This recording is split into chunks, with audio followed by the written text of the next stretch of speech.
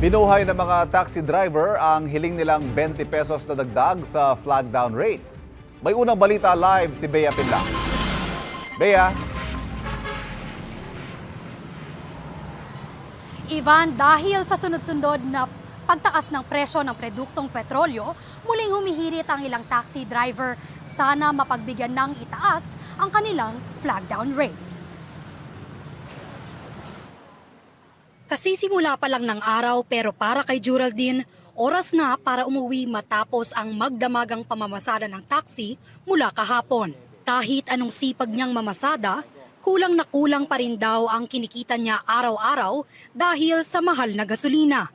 Hindi na raw sapat ang kasalukuyang flag down rate na 40 pesos, kaya ang hiling ng mga gaya niyang taxi driver, dagdag 20 pesos sa flag down rate. Karapat-dapat lang talaga magtaas po yung flag down kasi gaya sa akin, 24 oras po ako nagbumabiyahe. Mauwi ko lang 500, 600. Hindi na talaga sapat yung kikitain namin sa pamilya. 1 litro ng gasolina mula 60 pataas eh. Maaabot talaga ng mga driver kasi minsan may kahirapan na pasada. Ang dami pa namin kalaban, pinapatay na lang yung taxi driver. Nagsiservisyo ng mga maganda eh. 2 taon nang nakabinbin sa LTFRB ang petisyon ng Philippine National Taxi Operators Association na dagdag 20 pesos sa flag down rate.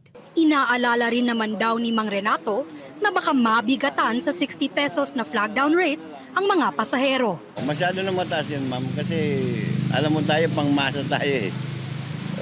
Kawawa naman yung mananakay. Yung tama lang. Mga 10, pwede na po yun.